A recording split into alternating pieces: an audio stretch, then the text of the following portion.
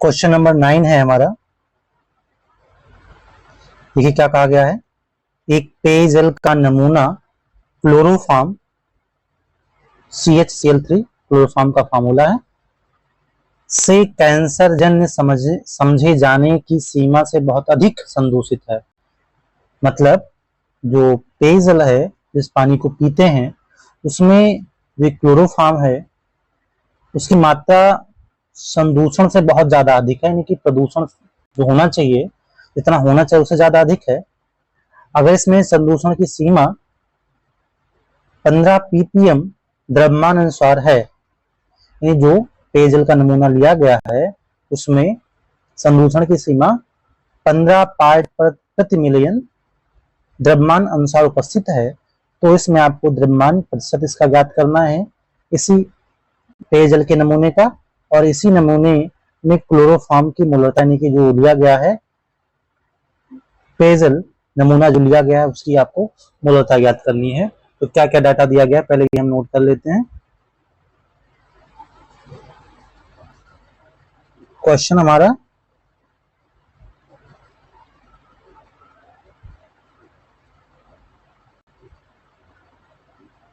Question है हमारा 1.9 यानी कि पहला चैप्टर का क्वेश्चन नंबर 9।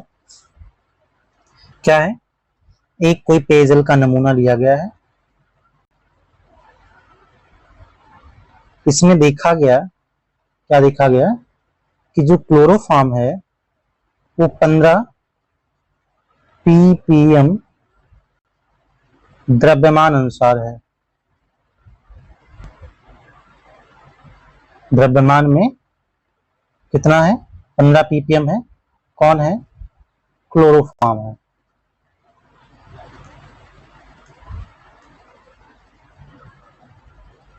अब इसमें आपको बताना क्या है,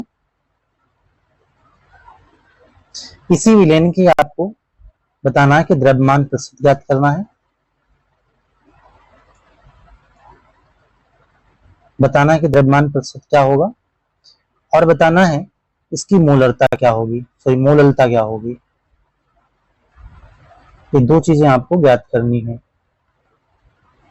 पहला और दूसरा। चलिए हम क्वेश्चन को सॉल्व करते हैं।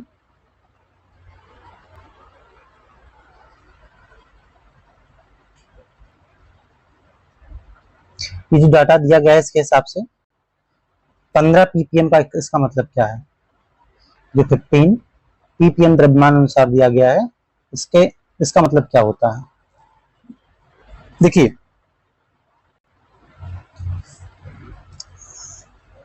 इसका मतलब ये है 1 मिलियन द्रव्यमान कोई भी ले लीजिए, ग्राम किलोग्राम, मैं ग्राम लेता हूं यहाँ पे। 1 मिलियन ग्राम, बिलियन अगर आपने लिया, 1 मिलियन ग्राम बिलियन लिया अगर आपने, तब उसमें आपको 15 ग्राम क्लोरोफॉर्म मिलेगा। ये भी कह सकते हो आप, अगर 1 मिलियन किलोग्राम बिलियन लिया तो 15 किलोग्राम क्लोरोफॉर्म मिलेगा। ये हो गया। 1 मिलियन का मतलब क्या होता है, 10 की घात 6 ग्राम बिलियन। ये आपको समझ में आना चाहिए, ये दिया गया था। अब ये क्या है, ये जो 15 ग्राम क्लोरोफॉर्म है इसका मतलब ये विलेय का द्रव्यमान दिया गया है, जिसमें घुला है वो विलेय का क्या है, ये विलेय का द्रव्यमान है। विलेय का द्रव्यमान किससे लिखेंगे हम, W2 से लिख दिया मैंने। और यहीं से आप M2 क्लोरोफॉर्म है ना ये, तो यहीं से आप इसका M2 भी निकाल सकते हैं क्योंकि जरूरत पड़ेगी।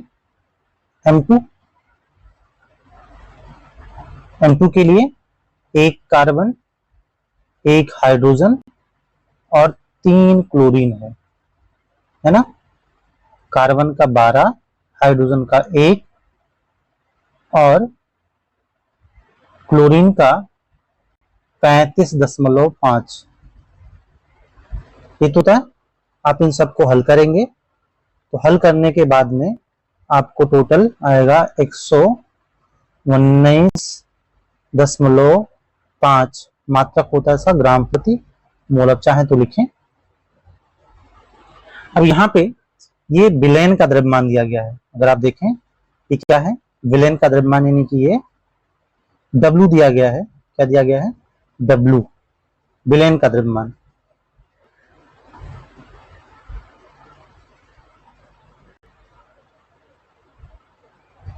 अब यहां से आपको बताना है क्या, सबसे पहले परसेंटेज W/W देख लेते हैं। W/W परसेंटेज क्या लिखते हैं इसमें? ऊपर लिखा जाता है W2 गुणे 100 बटे W। W2 कितना है आपको? 15 गुणे 100 बटे 10⁻6। उसको आप हल करेंगे। 15 गुणे 10⁻2 ऊपर वाला, और नीचे वाला 10⁻6। हल करने पे कितना आ जाएगा? 15 गुणे 10⁻4। ये आपका आ गया द्रव्यमान प्रतिशत। क्या आ गया? आपका आ गया ये द्रव्यमान प्रतिशत आ गया। ठीक है। अब निकाल दी मोललता। मोललता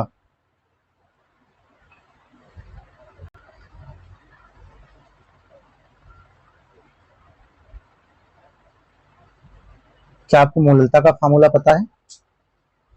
क्या होता है?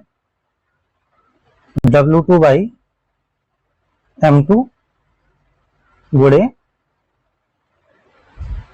1000 नीचे बटे में W1 लिखा जाता है, यानी कि विलायक का द्रव्यमान ग्राम में। ध्यान दीजिएगा, इसमें तो विलयन दिया गया है, और विलयन का द्रव्यमान क्या होता है? W1 प्लस W2 होता है, आपको पता है। तो W1 बराबर कितना हो जाएगा? W माइनस W2, और ये दिया है 10⁻6, और ये कितना है आपका? ये 15 है। तो 10⁻6 में से 15 घटाओगे तो लगभग ये 10⁻6 के आसपास ही आएगा। तो इसलिए यहाँ पे आपको ध्यान देना है कि जो W2 है वो बहुत बहुत बहुत कम है किससे? W1 से।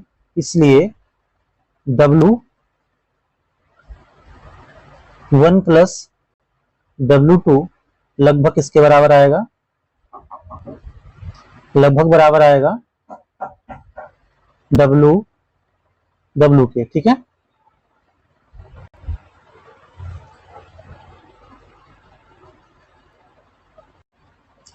ये हम कह सकते हैं कि जो विलयन का द्रव्यमान है वो विलायक के द्रव्यमान के बराबर है, क्योंकि जो विलेय है उसका द्रव्यमान बहुत कम है। यानी कि अगर आप विलयन के द्रव्यमान में कुछ घटाओ, बहुत थोड़ा सा या बहुत थोड़ा सा जोड़ो, वो विलयन के द्रव्यमान के बराबर ही आएगा। तो यहाँ हम W1 जो है, ये W1 को ही हम W जो है, ये W1 जो है ये W के बराबर ही मान लेंगे, यानी कि जो आपका विलयन का द्रव्यमान है वही मान लेंगे कि जो विलायक है उसका द्रव्यमान है। ठीक है।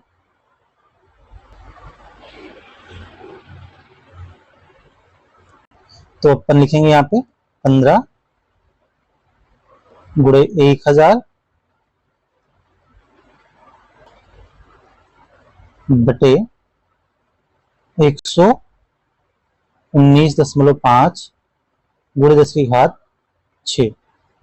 अब इसको जो आप हल करेंगे तो आ जाएगा ये 1.25 मल्टीप्लाई 10⁻⁻⁴ मोलल, या ग्राम प्रति मोल प्रति किलोग्राम, है ना? मोल प्रति किलोग्राम, ये भी लिख सकते हैं आप। ये आपका आंसर हो गया। ये आपका आंसर नंबर 2 हो गया, और ऊपर जो आया था वो आंसर नंबर क्या आया था? 1।